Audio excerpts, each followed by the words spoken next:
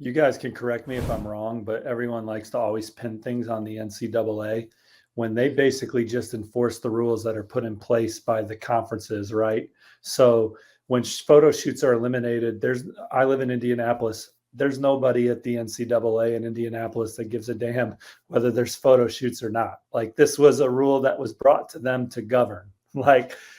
So counters, that's a thing that was brought to them, I would imagine, by college football coaches that wanted to be able to have more leeway with their roster. That's my perception of it. Am I right? And so these rules get passed, and then everyone takes a dump on the NCAA, and they're just the governing body. These are the rules you gave us. I mean, no photo shoots. Look at the conference. Look at the coaching staffs. Look at the head coaches, and the ADs and the school presidents that help influence these rule changes. They're the ones that are fixing counters. I'll never forget being at the personnel symposium, the first one ever in Nashville, and these terrific off-field recruiting staffs are there coming together, sharing ideas. And they actually brought in a couple people from the NCAA to sit on the stage so they could ask them some questions. And one of them was like, why can't I go on the road and recruit? Ask your head coach, man. Tell your head coach to send that up to the ladder, get that in place, get you on the road. They just govern the rules. 100%. I want to throw it back to something that Coop and Steve said, which was like that which positions are being prioritized, by Georgia, but also by your best recruiting programs. How much of that prioritization out of high school do you think is sort of a reaction to, hey, I can generally find this in the portal, but I can't find that, so I better emphasize where my spending goes out of high school at these certain positions? I mean, I go to offensive line. Just look at the quality of the offensive line this year in the portal. Like, if you miss recruiting high school offensive line, it has been challenging to find answers who can play at that super high level.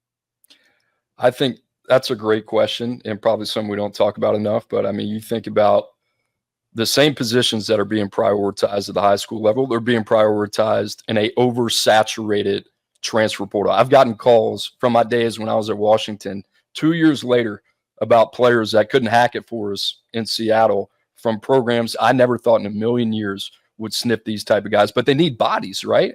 And you're talking about it like, Bud, you talked about the class size. Georgia is already at 26 commitments. Here's who they have left at their board. Ryan Wingo, one of the best players in the country, top 10 player. Aiden Breland, top 10 player in the country. LJ McCray, one of the best players in the country. Cam Michael from Georgia. And I'm probably missing one or two. Well, if those guys coming, Coop, so there'll be some new names. Well, what I'm saying is, if those guys want to come, they're coming. They're taking them. And you only have 85 guys on scholarships. Think about that, right? You're going to have a 30-person plus signing class. And it kind of perpetuates this cycle. Well, who's leaving, right? Georgia's got to get to 85 at the end of the day. That's their number. That's their bottom line. So in terms of what you're seeing in the transfer portal, how many Bear Alexanders are there, right? How many Johnny Corneliuses are there? Walter Rouse, there's not a lot, right? So, yeah, I think those guys you're seeing really at the transfer portal level, these guys are getting paid, and they really haven't done much either, right? But it's not also for the point of, hey, I'm trying to invest and trying to get a starter return on investment. Sometimes you just need that quality depth or a body if you feel like you have the team that can compete for a college football playoff. So I think we're seeing the oversaturation of the portal, and by result, it's almost creating a little bit of a boom for the players in the portal because they are guys that are getting overinvested in that really haven't done much already because teams are that kind of desperate to fill those spots. Well, with Georgia, right? You asked the premium positions. Any offensive tackle that has played 400 snaps is going to have no shortage of options, regardless if that's at the FCS level, the Group of 5 level, or the Power 5 level. I think talking about Georgia's number 1 ranked class, we just said it's the largest group that's been assembled in the SEC in the past 5 years. Everyone is over 6'5" and everyone is over 320 pounds. I think, and I'm convinced there was a conversation in Athens, right? We want to hoard the mass. And I think the folks in Athens also realize, hey, it's not this 2024 recruiting cycle. It is not a strong year for the corner protectors. I mean, this is a really, really down cycle. Right now, we just have 1 5-star offensive lineman. I think there's only 3 in our top 64. So what does Georgia do? They go around the country, they get the biggest guys, and they get them committed, and they're going to sign them, right? They're hoarding the mass, preventing other schools from going and getting those bodies. So I think schools are operating like that. You know, quarterbacks, obviously, you're going to want to take one every year. But you talk with some group of 5 programs, some other programs. I mean, if you don't get your top, you know, one of your top 3 quarterback targets, you can just go get that guy in the transfer portal. Wide receiver. I mean, you turn on any game on a Saturday, there's likely a transfer wide receiver making an impact. So I think it's corner, I think it's offensive tackle, and I think it's pass rushers. It's the same premium positions you're seeing on Sundays are the ones that these guys are going after, you know, to play on Saturdays. Steve, you mentioned the NCAA. Was it last week or 2 weeks ago?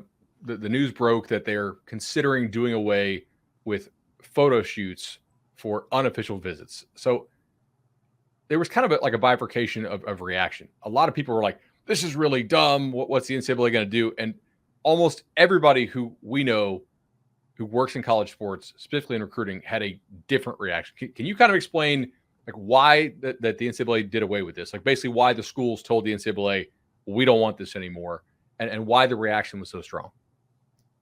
Well, I think it's just, you know, an in-house inconvenience to do them so often.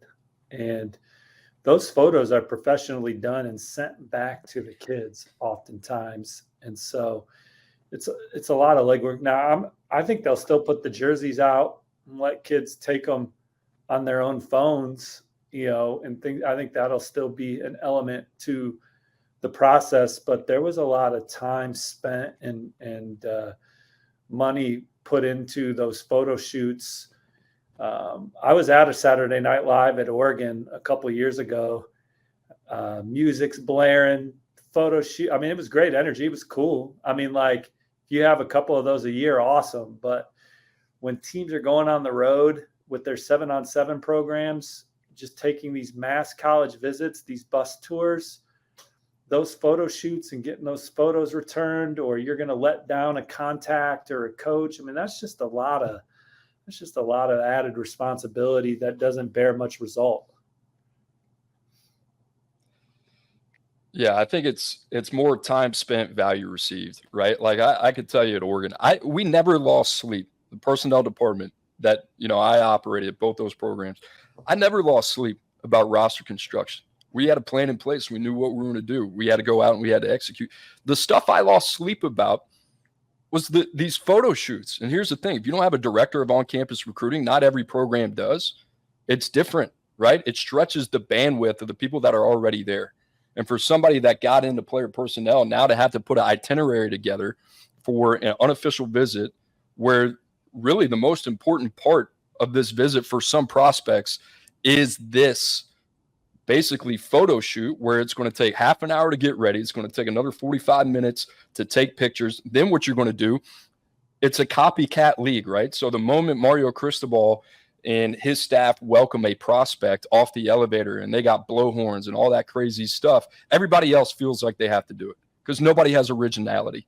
And very few coaches out there are going to say, you know what? That's stupid. That's a waste of time. We're not going to appease that. So everybody else copies everybody else. And then everybody's saying, hey, there's 2 hours in our day where we're appeasing this guy that we have on our board that we're not even sure we're going to take him. But if we don't do this, we're not going to have a shot. So you think about all those people, and it doesn't just affect your director of player personnel, your director of on-campus recruiting. It impacts your coaches. It impacts your creative designers, and it impacts your equipment room. It's not efficient, you know, so they'll have the players out there in the society and the world that we live in. They want this, and they needed to get it done. I'm okay with that, but you got to wait till your official visit. They also changed the rule that you can take more than 5 OVs, right? So if a player of that caliber is somebody that you want, then you appease them on the OV. This stuff during the unofficial visits, I mean, it starts as soon as they're a freshman or walks in your door and says, hey, I want a photo shoot, and you're sitting there wondering, what am I doing, right? And that's a lot of the nights you go home, you put your head on the pillow, what the hell did I even do today? And people wonder, hey, why is there burnout? Why are guys leaving? Why are guys going to work in the media? Stupid stuff like that. So I'm glad they changed it. And, every personnel guy or every creative person out there should be happy that they did change it. For once, they finally listened, and it was a bad investment in time, in my opinion. Obviously, I'm very passionate about it because I used to work in it. And I just thought it was very, very silly. I just feel like over the course of covering recruiting, prospects are just on campus so much more now than they used to be. And that there's just so many more visits taking place. And at at one of the conferences or symposiums, it was a high profile Big Ten school that was like, this is your 14th time here. You want to just show me around today? I mean, like I'll add this, and Cooper kind of brought it up. I mean, how many assistant coaches did we see go to the NFL this offseason? Like, that was at an all-time high. You want to talk about the fatigue and the stress these guys are going through? I mean, it's 365 days a year, every hour. I think that was contributing to it. So if you're a fan of college football, right, you want good coaches in the sport, let's put some guidelines in here to alleviate some of the stress and make it easier. The other thing, and I'm not trying to sound like the no fun police here, but you talk with personnel people. When kids get on campus, what's the number one question? What can you do for me in NIL? Right? What can you pay me? What can you guys do? What can you guys set me up with? And the sport is getting so much more professionalized in that sense. So if that's the case, I mean, why do we need to spend 4 hours doing a photo shoot? I'd be trying to get those guys, and Cooper has said this in the past, put them on a whiteboard, right? Let's chalk talk. If this is turning into professionalized like the NFL, do you think when prospects go on NFL draft visits, they're doing photo shoots? Absolutely not. It's an interview. So I just kind of see it through that lens, right? It's changing. We don't need to wine and dine and do all this stuff because it's really taken away from the product, and it's affecting everyone in that building. So I think to the average fan, they think it's the NCAA or the schools saying, hey, no fun here. But really it's something that, I mean, you guys are at the personnel symposiums. Like, that was the number one conversation back-to-back years, just getting rid of these photo shoots. And that's the one thing I will say, like, we talked about top 30 visits, right? Like, in an ideal world, that is the way that you would design these visits going forward. You want the bag. It's a mutual interview now, right? This is a partnership. You better prove to me that you are worth the investment. Now, we're willing to pay you X. Maybe that's more than school Y and Z. But listen, you're going to have to come earn it on this visit. And we got to make sure that we know what we're investing in. And I think that's a good way to protect yourself. And I think that whole way, that perception that we look at visits has completely changed. These guys are not going to be treated as teenagers anymore with photo shoots where you're trying to get them a graphic every week to keep them happy before a game. It's a business, right? And it's cut and dry. It's more about the 85. It's black and white.